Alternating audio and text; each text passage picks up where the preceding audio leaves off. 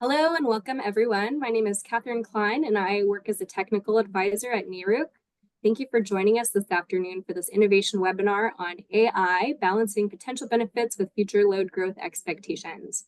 As you can see, we have a great lineup of speakers who are looking forward to sharing their knowledge and experience on this topic today. Before we begin, just a couple of quick housekeeping notes. First of all, you can ask questions throughout this webinar, even while panelists are presenting. Please drop your questions in the Q&A box at the bottom of the Zoom screen. This webinar is being recorded and we are going to post it onto the Erik website in the next week. So if you wanted to rewatch it or share it with someone, that will be an opportunity. And then finally, we're going to share the slide deck with registered attendees after today's webinar. So you will have the opportunity to see it. And then before we hear from our speakers, I wanted to quickly provide a little bit of background information on Erik and the Center for Partnerships and Innovation.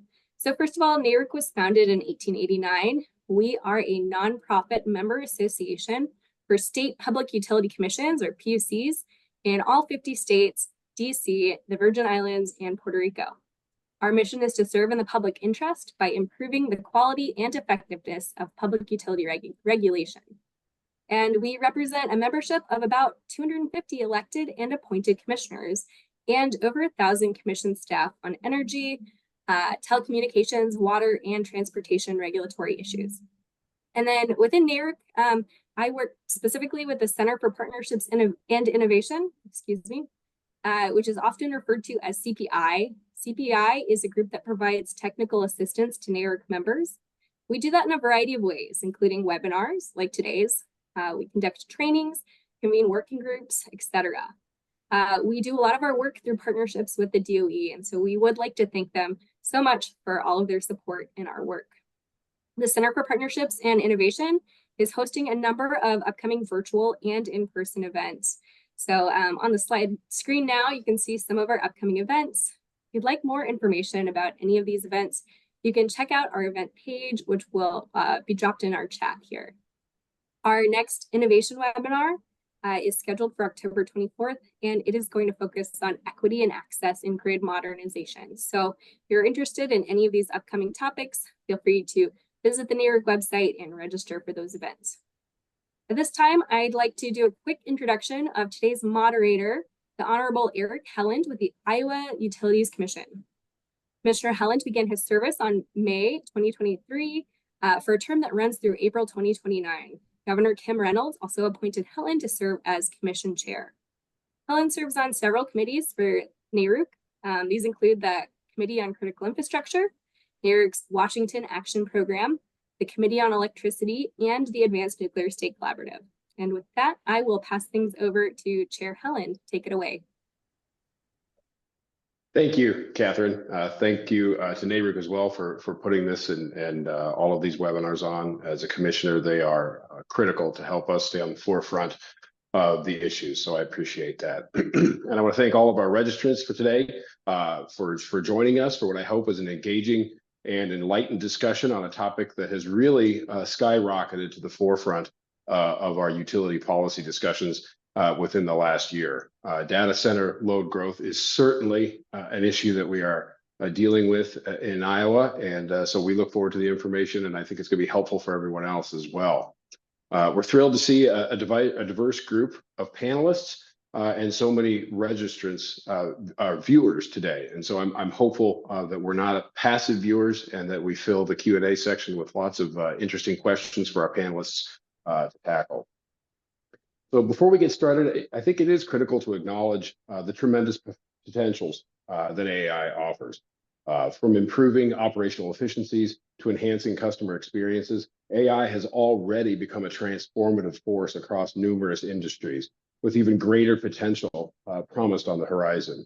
In the energy sector specifically, it's poised to revolutionize how we manage our resources, predict demand, manage vegetation, or optimize load distribution. However, this greater adoption comes with significantly increased energy consumption. And so as we, as a society, unlock and harness the capabilities of AI, we also need to be cognizant that we have to address the challenges that come with it, and particularly today, unparalleled load growth. Load growth for energy had already been projected to rise, driven by onshoring of manufacturing, electrification, and the adoption of EVs. AI's or the larger, broader universe's sudden adoption of AI and just our overall consumption for data has really just thrown gas on this fire, and it appears more likely than not to surpass projections made just months ago. So today we're going to dive into various aspects of this balancing act. Our speakers are going to share insights on how AI can enhance a number of issues and help us tackle these challenges. And so I encourage everyone to actively participate in the discussion, use that Q&A function, and then afterwards, as we start this dialogue today, share these materials and perhaps the recording. So without delay, let's get started. I'm going to introduce our speakers, and then they'll each have 8 to 10 minutes, and then we'll get down to our questions. So we have Brianna Kobor, sorry, Brianna, head of energy markets and innovation for Google Energy. We have Brian Hoff, vice president of product management for GE Verona. Hanna Grene is a global go-to-market and operations for energy at Microsoft. And Anuja Ratnayaka, who is emerging technology executive for EPRI. And I'm going to put a plug in right now for Anuja's EPRI resources that were really critical to help us get ready. So with that, we're going to start right off with Brianna. So let's give her a warm welcome and look forward to it. So thank you. All right. Thank you, Chair Helland. So I wanted to spend a couple minutes today talking about what I think is the $1 million question, which is, gee, this load is really going up quickly. We're seeing a lot of emerging changes in our utility forecasts. Why, and how should we think about that? So if you go ahead to the next slide. I just want to spend a couple minutes thinking about the why. So as we see increased demand for data center energy, it's really an aggregation of the demand for all of the digital services that we as a modern economy continue to rely on more and more. So for context, the Zoom meeting on which we are hosting this webinar is being run out of a data center somewhere. So every time we pull out our cell phone, we access our newsfeed, our email, we are relying on data center services. And so folks are pretty well familiar with many of Google's services. Our products help people get from point A to point B using things like Google Maps. We help small businesses reach their customers. We help doctors deliver care to patients, and we help families see and hear each other no matter where in the world they live.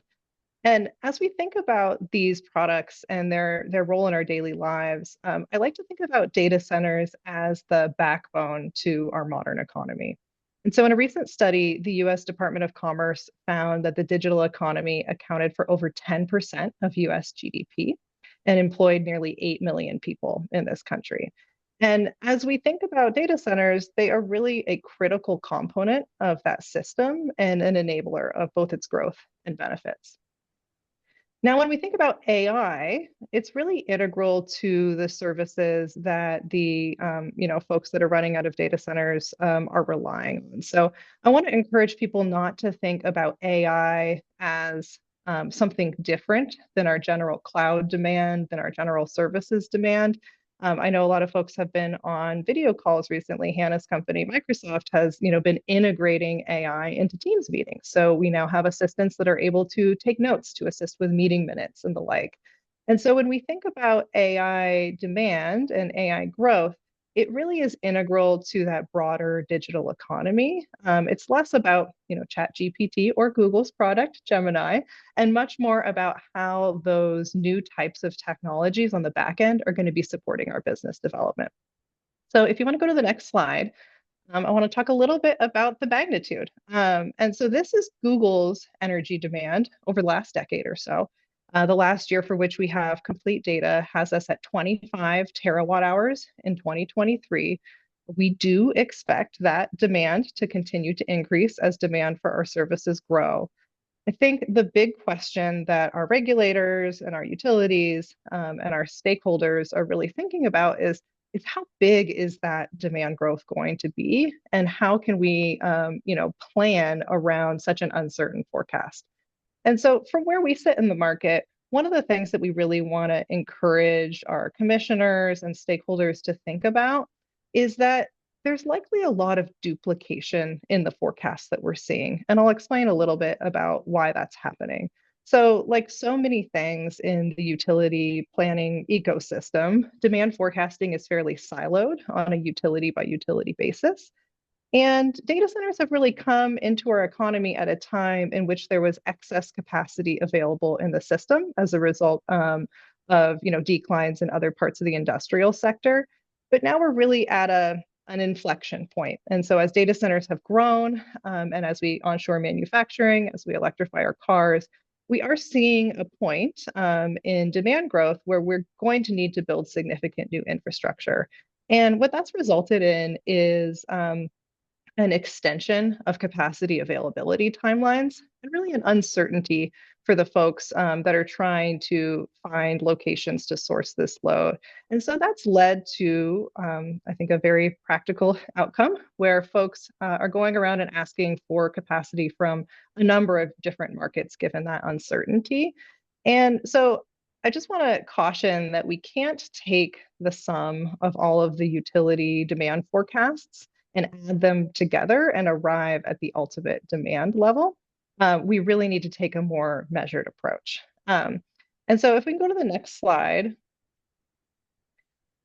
short answer is we as Google, and I'm sure the other companies represented here, and individual utilities themselves, we don't actually know how much of the demand is real, but we really need to focus as an industry on providing sound planning signals for our utilities. And so historically, utilities have really borne the risk of uncertainty about their demand forecast. But we want to encourage stakeholders to think about appropriate measures to put some of that risk onto the customers that are making those requests. And I'm happy to talk more about this in the Q&A. I want to make sure we have time to talk about some of the innovations that are happening with AI as well. But given the import of this topic, I really just kind of wanted to set table stakes for folks up front. We really see a huge opportunity for new infrastructure investment, both to grow our economy as well as to create a greater efficiency as we grow these large high load factor customers. We can see a really great efficiencies in usage of the system, which can draw down rates for everyone. But we need to make sure that the load that we are planning for is load that's going to materialize. And so we've been doing a lot of thinking about appropriate structures to take this on. We have some ideas placed here on the slide and happy to talk in more detail with folks about this as well. But what's really critical as we think about this new juncture is that we maintain regulatory certainty for customers and fairness by focusing on that this is a large load challenge. While data centers are certainly driving a lot of this conversation, there's nothing unique about our end use of electricity that requires specific treatment. Rather, it's the magnitude of the customer. So as our commissions and our utilities think about this issue, we really encourage folks to think about all new large loads in crafting these solutions. We also need to make sure that we structure customer commitments to be long-term enough to ensure that there's sufficient cost recovery and also to have sufficient minimum payments. And so as we ask our utilities to invest in significant new infrastructure, it's very reasonable to ask customers to take on long-term minimum commitments to ensure that cost recovery. Another element that we think is really important to provide these sound planning signals is to ensure that there is an upfront commitment, often in the form of collateral, to ensure the financial stability of the customers that are requesting this load, really to allow people to self-select, what the forecast is that they're asking for by offering that commitment. And then there is always going to be business uncertainty. One of the big questions I get in all the conversations I'm having is, gee, we hear that AI chips are getting more and more efficient. Does that mean we're going to plan for this load and that it's all going to go away? And so I can assure folks on this call that that is not what we are showing in our internal modeling. So we are seeing greater efficiencies in chips in real time, but we do expect that as our services become more productive and more efficient, we will continue to see growth overall in energy demand and demand for those services. That said, there's always some level of business uncertainty. And so as we think about shifting risk to customers and asking them to take on, a greater degree of financial commitment to the load requests that they're making, it's important also that we create those fair mechanisms for reallocation of capacity should a business priority change. So hopefully this answers some of folks' burning questions about how, at least in our part of the industry, we're thinking about this big question. There's so much promise in AI products and AI innovation. And there's also a lot of challenge in building out the infrastructure. And so, yeah, excited to hear from the other speakers. And back over to you, Chair Helland.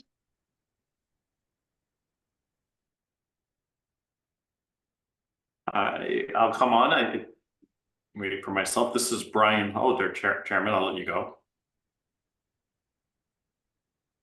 Oh, there we go. Can't unmute myself. Sorry about that. Thank you, Brianna. Go ahead, Brian. I appreciate that. Yeah, no, and thank you so much, Chairman. And thank the audience for being part of this. Very, very excited to have to be part of this conversation. I'm part of the GE Vernova company, and we actually, as you heard in the title, Vice President of Software for our product management. One of the things I think a lot about is orchestrating the grid needs AI data and software. A lot of this, what we're talking about, is actually we're getting to the point where AI has to be part of the equation to help operators actually run the grid. So go ahead and next slide, please. Some of the things that we think about a lot here is, we are getting more EVs, heat pumps, data centers, right? We're getting weather that's changing. We're getting more cyber events, more regulations, right? There's more renewable energy. That impacts the 3 V's. You can't have a conversation about data without talking about volume, velocity, and variability of the data. You'll see some of the numbers across the bottom about the projections of how much more renewable energy we're going to get, or how much more utility scale storage, and how many more attacks, and how many more storms. All of that, again, we need AI to help operators and help humans understand how to manage the grid. So we need to continue to look at this as we're having the world change, and we're continuing to help decarbonize. Go ahead, next slide, please. As we think inside GE, we talk a lot about orchestration. So doing this with the grid needs to be orchestrated. We're going to have more and more decentralization, a highly adaptable grid, while we all have the balance of keeping the grid reliable, affordable, and sustainable. Go ahead, next slide, please. Some of the things that we look at, again, is how do we take data, AI, put it together with software, because those things need to ultimately be delivered, that you take the data, you take the AI, deliver it in some type of a software package that either a customer has created or something that GE provides out to its partners. And then we think that you'll start to see across the detection, prediction, and optimizing, that you can start to see how are DERs on the grid, how are you doing better faults, how are you identifying those cyber threats that are increasing I talked about. I'll give some more detailed examples, but how are you using computer vision and AI to detect anomalies on the grid?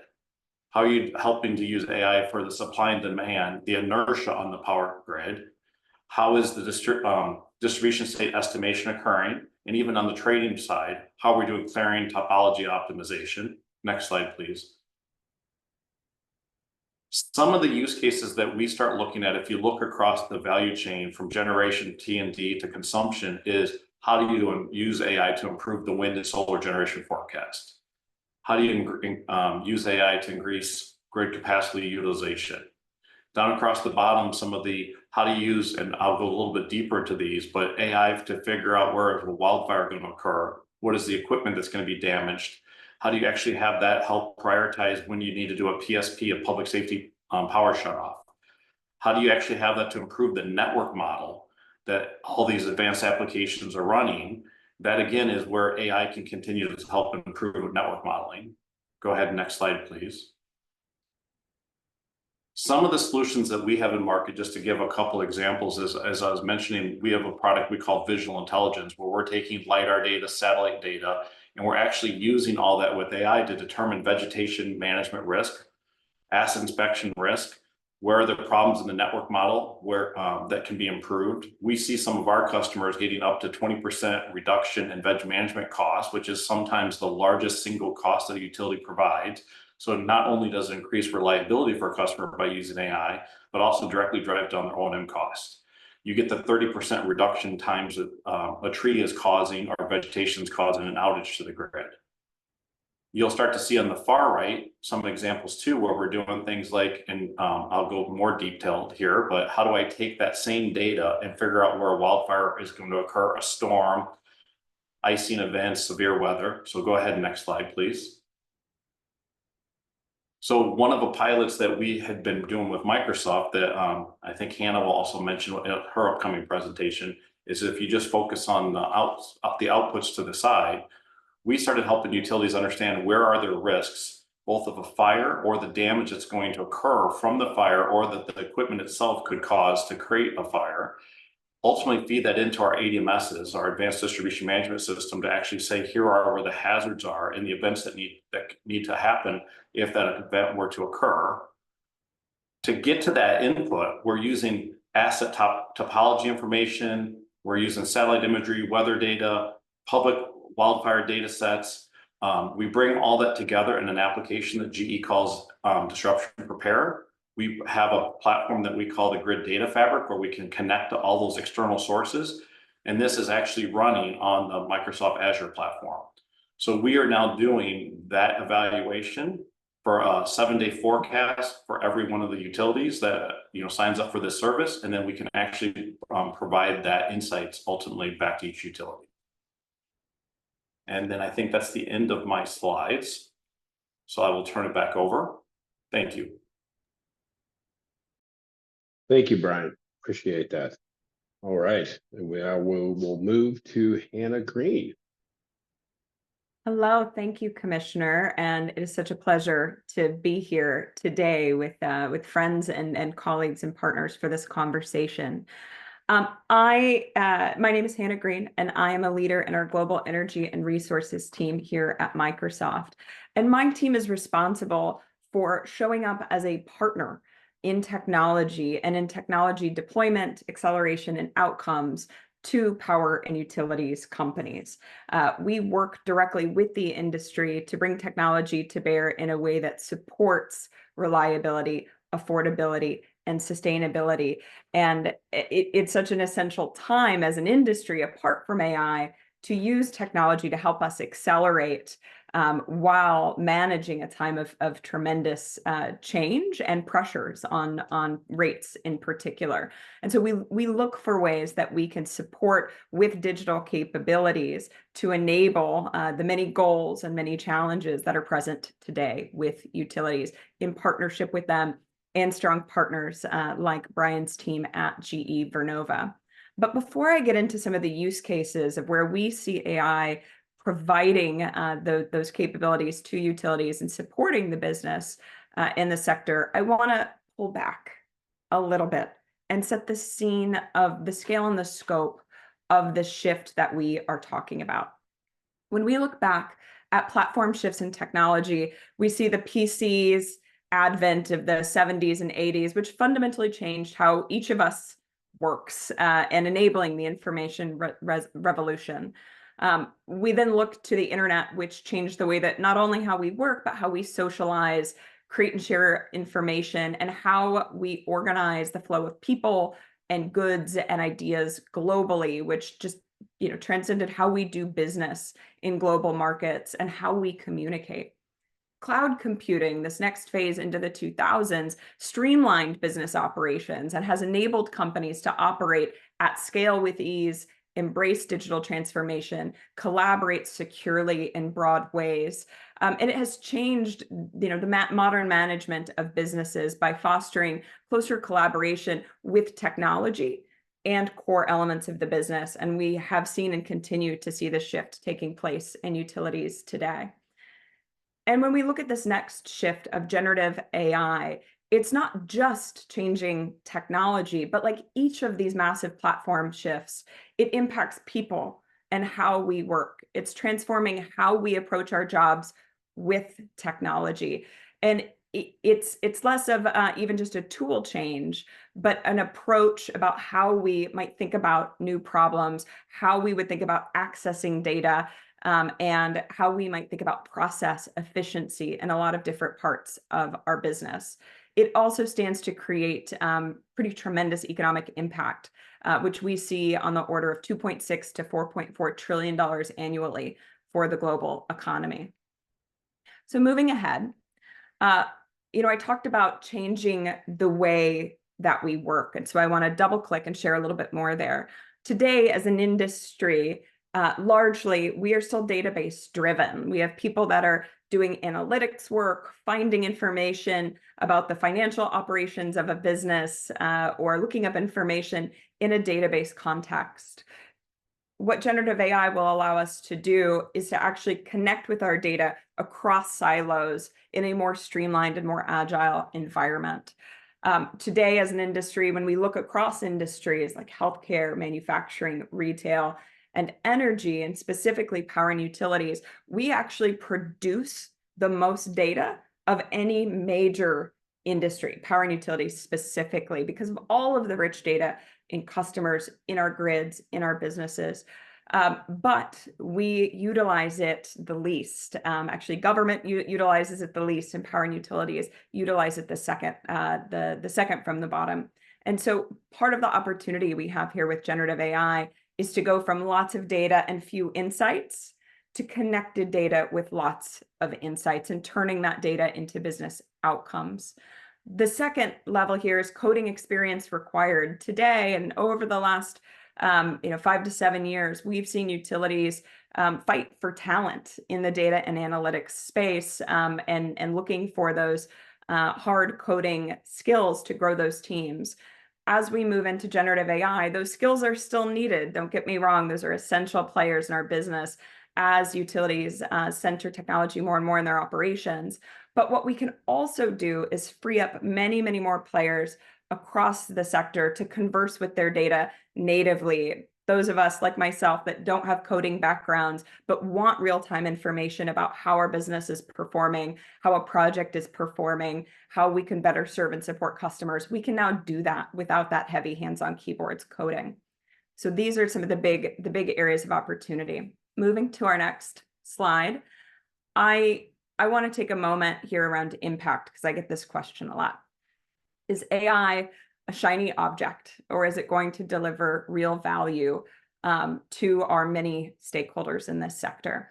The data I am sharing here is from last year. I will have new data soon in the next couple of weeks from IDC, and I consider this to be early feedback. We are in the first mile of a full marathon here with this transition in AI. But we are already seeing the ROI come through to power and utilities companies. For every dollar invested, we are seeing an average return of $3.50. Now, this only happens, if we could go to my next slide, when we align technology, not as a tool in and of itself, but when we align the technology with the goals that we have as an industry to improve performance and live into the many challenges, again, that we have today around operating efficiently, accelerating innovation around things like digital grid, ensuring security in an increasingly complex cybersecurity landscape, and meeting increasing demands from customers, all while, again, maintaining that affordability and reliability. And so the way that we have seen utilities start to use AI is applied to these core business problems. When we look globally, this is a global perspective, these are the 5 core pillars of where we're seeing companies really drive value with AI. The first is in enriching employee productivity and safety. I'll share a few examples as we go through, but I have many more I'd be happy to talk with and share and follow up. Employees using co-pilot tools to find information that might have taken them many hours to search out on their own, or employees being able to search and quickly find manuals that helps them do their work in a way that is safe and more streamlined than sometimes the manual processes it takes today to find information about assets where somebody might be doing work. The second is around reshaping business processes. We do have a lot of manual process that isn't even digitized as an industry. AI offers opportunities to streamline and digitize those operations whether that's working in an area like customer or an area like finance, or even reviewing things like interconnect requests from customers. There's a lot here that can be done to streamline those operations and help our people do more with less, which is essential. The third is an asset, optimizing assets. And the work that Brian shared with GE Vernova is such a powerful example of this. How do we use AI to tackle the challenges of our networks and sometimes the increasing risks that we have from a changing climate, wildfire being an exceptional example. So how do we help our people utilize data to make smarter decisions and reduce risks in our portfolios? The fourth is customer engagement. This is an area where AI has been highly productive to help utilities reduce operational expenses and also, most importantly, better serve their customers who want real-time information about their account, about their bills, about time to restore in the event of an outage. This AI provides ways that customers can get that real-time information that they're so hungry for. Last but not least, bend the curve of innovation. Innovation is hard, and we are asking our utilities to go faster and do hard things while respecting affordability, reliability, and safety.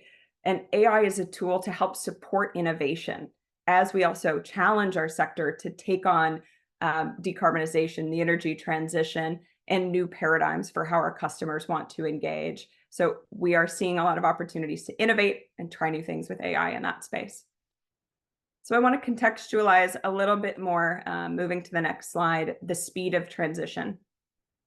I think these are areas where we can improve and grow as we move into this next phase with AI. I think there is a habit sometimes in our sector and utilities to build a project plan over a period of a year or two and then implement it. And the speed of this technology does not allow for that. This is the adoption rate that we saw with ChatGPT, and you can see it's just fundamentally different in terms of technology adoption and speed than anything we've seen before. We recently did a survey of modern work and how workers are using AI, and we found that 78% of workers surveyed say that they are using AI at work. The next question was, those of you who are using AI at work, are you using tools that are sanctioned by your companies and that you know to be safe and secure? And 75% said that they are using AI tools that aren't necessarily sanctioned by their companies. And so I share this to say we actually need utilities to embrace this moment. Many are, but for those who have not yet, we don't have time to build a 3-year plan and think about it. We need to give people the right structures that enable them to use this technology in a way that is safe, has governance, and respects the data security and privacy that is so essential to our stakeholders. So there's a quick formula for this, if you can move me to my next slide. The first is AI runs on data. And so we need to digitize our data, and with that, provide governance to that data. This is work that my team does with utilities every day, and it's essential to make sure that these tools are used in a way that is responsible and aligns with appropriate usage of data for AI. So that's the foundational element, and this work is taking place across the industry today. It is fundamental. The second is prioritize to drive impact.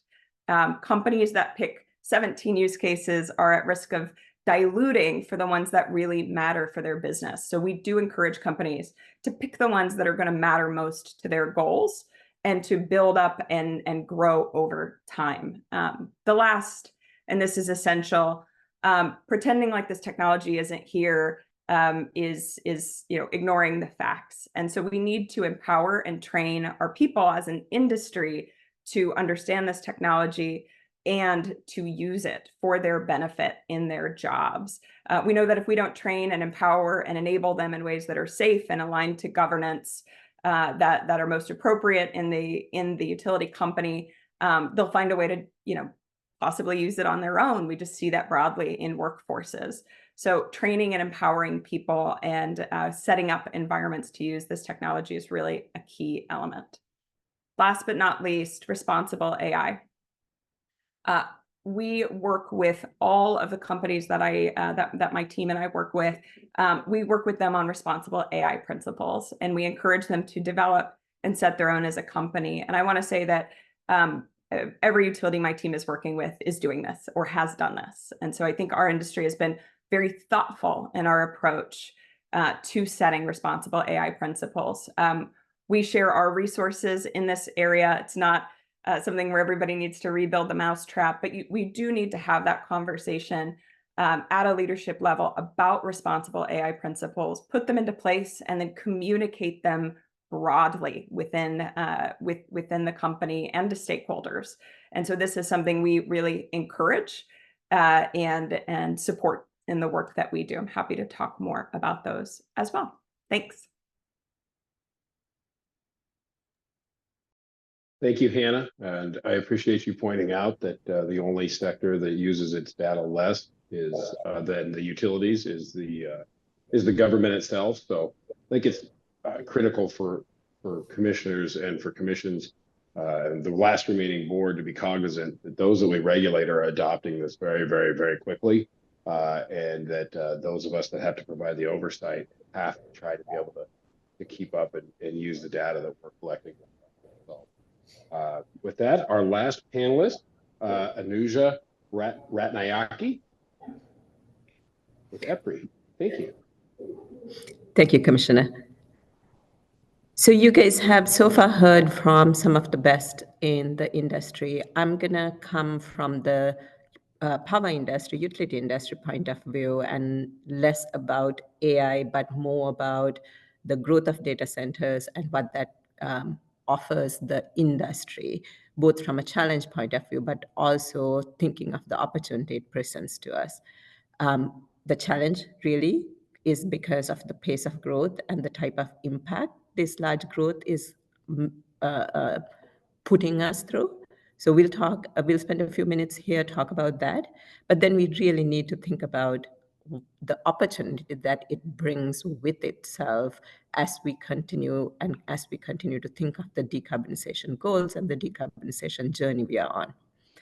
So with that, in the next slide, you can see a few maps showing up here. Data centers come in many sizes with many different use cases. You heard some of the specific examples from both GE and Microsoft here. But with the use cases and the sizes and the ownership structures, you can think of it as sort of different entities when we think about it from the perspective of characterizing a load. What you're seeing here is the large data center types by different ownership and workloads. These make about 90% of data centers in the US today. I'm happy to talk more in detail about the evolution of the different types, etc. But while you're here, notice how some of these data centers are concentrating geographically. This clustering contributes to the challenge we are talking about. And in the next slide, you'll see this even a little bit more. So this shows regionally how they are concentrating. Virginia, we've all heard, leads the pack right now, but you can see this across the world. The geographic distribution of data centers, it's uneven, even globally. Yes, it creates the economic opportunity, but that also creates localized grid stress. For example, you'll see Dublin here towards the right-hand side. In 2022, data centers accounted for 20% of total consumption in Ireland, whereas when you look at it globally, it was a little over 1% of total worldwide electricity. The same is happening in the US. About 15 states account for 80% of the national data center load in 2023. Virginia leads with about 25% of their total consumption coming from data centers. In 23, with the expectation that about half of their consumption will come from data centers by 2030. Texas, California, Illinois, Oregon and Arizona are some of the other ones that's coming right behind Virginia. In the next slide, let's talk about growth. So every time we talk about growth, we are talking big numbers. They are big numbers. But you heard Hanna actually gave a good quote. She said, "What got us here won't get us there." When you think of growth, that becomes an incredibly important piece in how do we forecast growth, right? We've already figured out that we are at one of those points where the future is not going to repeat itself. The future is not going to look like history repeating itself, which means when we are thinking about growth, when we think about what is the forecast that we should use in planning for the future, we should not be thinking of a single line, but we should be thinking of scenarios. We should be thinking of ranges. That was part of the rationale behind the work EPRI has already published. This report that's sourced here came out in the middle of this year. Here we show how the potential growth could happen through 4 different scenarios. So the colored bands show the 4 projections, and these colored bands combine estimates of increasing data processing needs with assumptions about efficiency gains. Grene at the front end talked about, is there an assumption that there won't be any efficiency gains? There isn't, right? But when you think of these 4 scenarios, the low growth scenario that expects less than 4% annual growth is a dated scenario. It comes from Statista before the release of ChatGPT. So I would probably say the low growth is not necessarily the one we want to hang our hats on. The moderate growth is both the moderate and the high growth are both based upon work that EPRI commissioned with experts. But the high growth, the 10% annual growth, it's also consistent with some of the other expert opinions that's been published from folks like McKinsey and a number of other folks like Goldman, etc. The higher growth one, the 15% growth one, that one does come from a source that EPRI commissioned to do the work, but there is assumption there of very limited to almost no efficiency gains. So the reason I'm actually spending more time on this slide and telling you why this matters is because most of the conversation in the public today is around this highest growth line. You've heard numbers like by 2030, 10% of total US energy consumption could be from data centers. If you look at this, you see that is that highest growth assumption. It's good that we're thinking about it. It's good that we are planning towards what it would potentially entail. But thinking that is the absolute reality is potentially the wrong way for us to go. Really, the point I'm trying to make here is that pace of growth here, if we stick to a single number, we are not necessarily going to go on the journey in the best way possible. But the other piece here is also that this communicates is the pace of growth that you are looking at over the next 6 years here is misaligned with the utility industry build cycles for serving this size of a load. Utility build cycles, depending on the type of assets, anywhere between 3 to 10 plus years. But this growth you're looking at is all going to happen under that 10-year time horizon. This is why it is such a pain point for us. This is why it is a challenge for us. The next 2 slides are coming from a couple of a new study we've done around load forecast and it coming directly from utilities that responded to surveys. We talked about the pace of growth and about clustering a minute ago.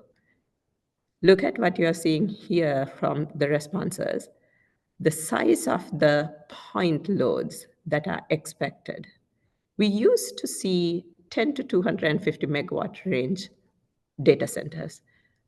the expectations based on the respondents' interconnection queues is the other side of the graph. It's more in the 250 to larger than 1 gigawatt size. Huge difference that we have to plan for compared to the history that we've had up to now, right? Similarly, in the next slide, from the same load forecasting survey, we asked the utilities how much of the data centers would be, how much load from data centers would be contributing to your peak. And you can see here, more than a quarter of the respondents said over the next 5 years, more than 20% of their peak will come directly from data centers.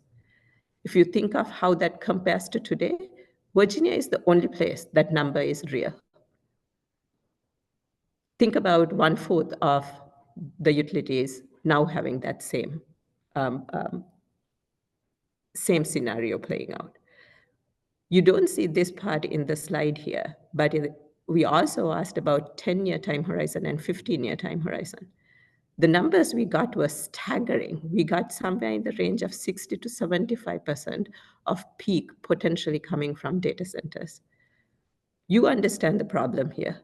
Lack of load diversity, especially if you are not a large ISO type setting, can be quite the challenge for a utility to manage. So we talked a good bit here about the challenger side, but this is really also an opportunity for us. This is an opportunity where we can look at the growth of a single industry and think about how can we enable this industry.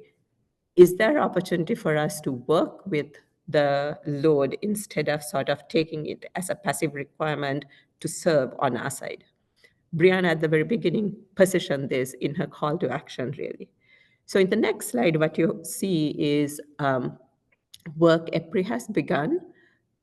We had a very good engagement with lots of people, but coming to this point, what we recognized was it was time for us to start thinking about data centers as part of the resource mix, if they can offer flexibility instead of thinking of it purely as a passive load.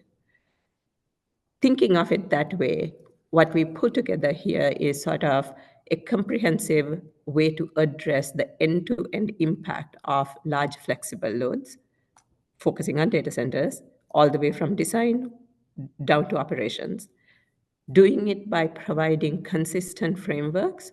EPRI is in a unique position where we work with every single utility. We are trying to do this where we are offering a consistent framework that will help all the utilities to identify the value and the impact across stakeholders from the flexibility that this kind of a load can offer. And then we're trying to do this collaboratively, so we are not trying to solve the issue on one side alone, but bringing both the data center owners, operators, designers together with the utility community. So we are solving for the betterment of everybody instead of just focusing on one side. This initiative just got launched last week. It's set up in such a way that we are focused on the primary user groups that are impacted by the data center growth we are seeing, and each of the work streams are focused on a single user group and their particular pain point. The first work stream is around data center design. We are trying to understand, based on grid needs, can we create technical specifications that data centers could leverage during their design phase, so the flexibility is built in from day one. The second work stream is, think of it as sort of the other side of the same coin. In order to enable the flexibility to really add value to the grid and grid operations and grid investments, we need to have the right program structures that both equitably looks at the incentives needed for data center operators to participate in the programs, but also equitably thinks about the rest of society and the cost to bear by them. The third work stream is more of a foundational work stream, looking at the planning planning processes and procedures in the utility industry, and trying to ensure that this potentially novel, flexible, large loads becomes a part of the planning processes where they are accurately represented. Their flexibility is considered in its full capabilities. And we are looking at the planning processes all the way from load forecasting to long-term planning to short and mid-term, including the interconnection study processes that currently focuses on needle peaks. Instead, how do we incorporate flexibility into the interconnection processes, for example, interconnection studies, for example, that would enable data centers to interconnect faster and become a grid resource. Excuse me. With this, I'm going to stop actually in the next slide. You'll have these decks. In the next slide, you have 3 links that will allow you to get to more of the detail of everything I covered here. The first one gets you to the paper that has the state of the industry and the expected future that EPRI published middle of the year. The second set of links, excuse me, will get you to the load forecasting survey I mentioned. And the third one will get you to the supplemental project notice for DC Flex. Commissioner Helland, I'll pass on to you now. All right. Thank you, Anuja, and thank you for sharing those resources. They were very helpful in preparing. Okay, so for our first question, we don't have a ton of time, so we'll get through as many as we can. But for the first question, what type of innovative ways have Google and Microsoft or others been looking into to solve energy demands using space for solar panels, 24/7 power, and data centers near to it? So I'm going to start off with Brianna, and then we'll move to Hanna, and then I'm sure Anuja will have something to add as well. Yeah, great. Happy to. And thank you for the question.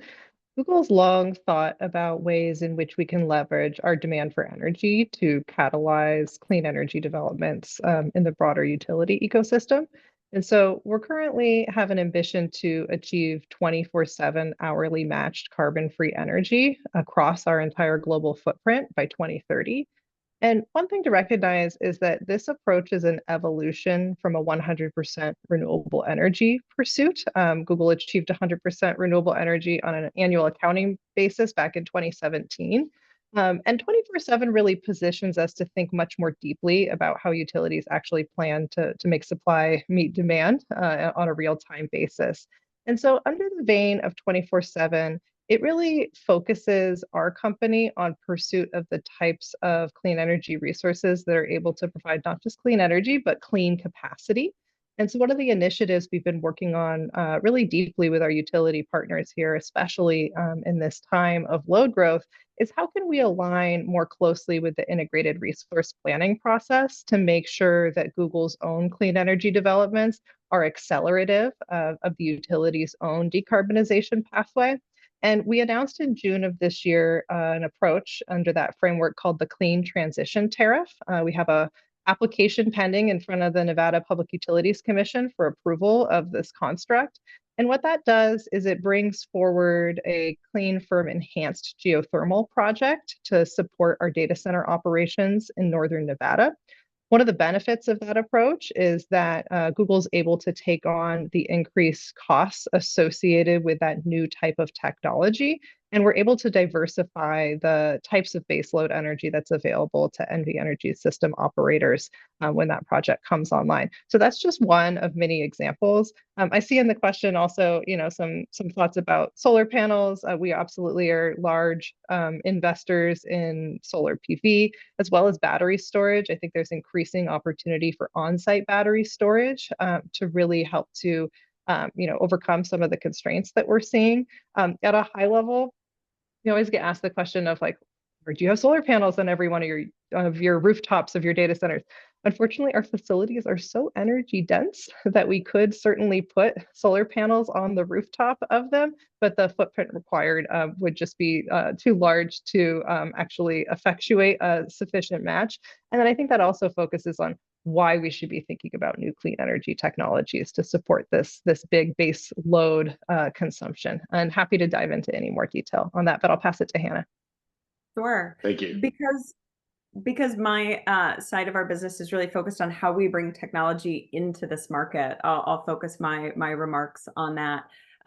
There's so much exciting opportunity to utilize digital grid to help us create more flexibility in the grid and tap into what is, quite frankly, an inefficient system today. There's a lot of what I would call energy efficiency on steroids that we can use technology to tap into to open up more capacity in our systems today, in addition to and in parallel with the expansion of clean energy resources and the infrastructure that we need to support transmitting that energy to where it needs to go. But on the side of digital grid, we're really excited about partners like Line Vision that can provide dynamic line rating that helps us get more energy out of what's already in the system today.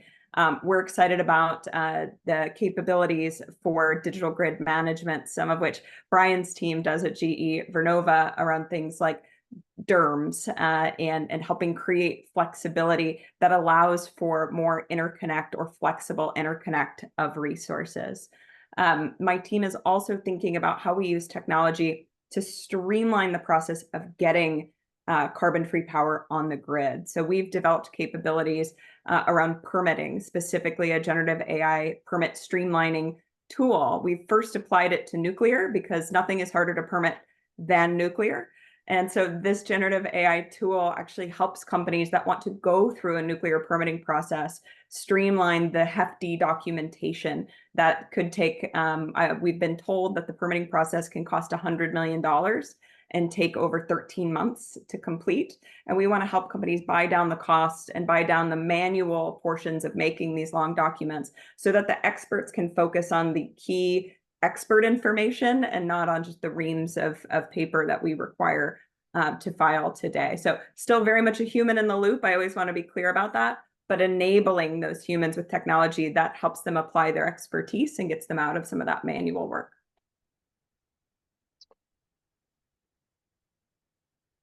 Okay, looks like we have time for probably one more question. Okay, just trying to figure out which question we can answer in that short amount of time. All right, so in the utility industry, this is a race against time. So load growth and transmission are relatively slow to be built. How can the technology companies participate in that conversation as we as regulators and utilities and customers build out those projections for load growth so that we're making sure we're meeting our customer needs and market needs? I can go ahead and hit it. I want to acknowledge that we're at time, so I'm going to keep it really short, but very happy to engage in further conversations with any of the stakeholders on the call. And I think it's a time that's very important for partnership and collaboration. I think about that both on the demand flexibility side. And so Anuja talked about the work that EPRI is doing to promote data center demand flexibility. That's a resource that Google is very interested in investing in. And we have already been, doing pilots with many of our utilities to start to flex our generation when it is needed most. And then I think it's also a need to create the regulatory mechanisms that really right size our planning here. And so I don't think that there's a future in which we will be on an individual company basis able to share specific demand forecasts. I'm looking at some of the additional text that showed up in this question. But I do think that there is a need for adoption of regulatory mechanisms that provide that risk shift onto the customer for the megawatts that are being requested. I focused a little bit on that in some of my comments, but I'm seeing that echoed in some of the rest of the Q&A as well. So it's very much, I think, a time of challenge and a time of opportunity. And I hope that the folks on the call will hear that we take it really seriously. And we are really interested in engaging with our regulators and our utilities and other stakeholders to try to come up with the solutions that are gonna position us really well for success, maintaining affordability, maintaining reliability, and maintaining our climate goals in the current moment. I'll add as well, because I know there's a lot of questions about how we support growth and maintain affordability and make sure that growth is productive. This is an area that I'm really excited about for innovation in this industry. We currently mostly look at interconnect processes in a very linear way, when in fact, all of this growth is highly interactive in its physical impacts to the grid, and utilities need new tools to model a much more robust and complex systems. These are really big math problems, and AI is very purpose-built for them. We've been able to move quite quickly in parts of Europe that have wanted to look at network optimization and how they could use it to look at decarbonized operations or more efficient operations or more cost optimized operations, and run those different equations with real-time grid data so that they understand how their system operates today and how it might operate with growth or change on it. There's so much more room to do that globally, but especially in the US. And this is an area where our market operators and our utilities, I think, can very productively invest on the tech side, because they'll make sure they're making the right investments for the long run in their system. And hey, Hanna, if I can add real quick too, I'll just say the thing that we talk about Vernova a lot is it's a team sport, this transition we're on. So you'll start seeing that we're all working together. We're working with the utilities together. We're working with the Googles, the Microsofts, all the other partners on the planet, with all of our customers globally. So feel free, reach out. This technology where we're going with AI is real. We're putting in grid operation software as we speak. It's not a hype cycle, as I've seen in some of the chats too. That's why I just want little people to realize it is real. It's here now. Get involved, and you'll see all of us teaming together to help you. Anuja, any parting words before we say goodbye? So the fundamental question that was asked there was, will the demand grow faster than we can serve, right? I would probably put it this way. Yes. The fundamental answer is, if you look at the traditional way we have planned and build utility systems in the US, it has the potential to, because the demand for AI, demand for cloud services, you heard that we are essentially going to use what happens inside the data centers a whole lot more as life moves forward, right? Which means the demand's going to grow a whole lot faster than we can serve it if we do it the traditional way.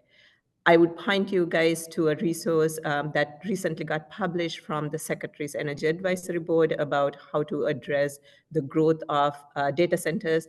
Part of that work happened because a number of large hyperscalers met with the Secretary and said, hey, we want to build here. We have the need, but this industry is not going fast enough.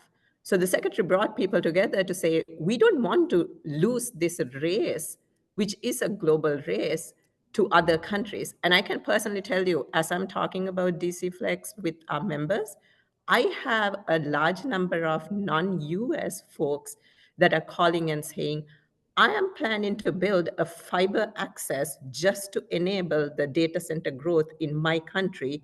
Come sit down with me and help me go on that journey. So my parting words really is, you guys are in a unique position as the commissioners that govern our industry to enable this opportunity in the US. Let's come together and do that. It's not whether the demand can go faster than we can serve it, because the honest truth is, it's not going to grow here faster than we can serve it. It'll grow elsewhere who is willing to serve it. This is just an opportunity for you to consider how you want to really rise to that challenge. Right. Okay, well, thank you, Anuja. Thank you to all of our panelists and for everyone who tuned in today. Sorry we couldn't get to all of the questions. There's a lot of great questions here. Catherine will be sending around the slides to anybody who registered as participants. And we also have the annual meeting for NARUC coming up in Anaheim November 10th through the 13th. So registration is open. I'm sure there will be a number of panels. Probably some of the panelists here will be on those panels as well. So thanks again to our panelists and to Catherine and company for putting this on. And look forward to seeing everybody in California in a couple months.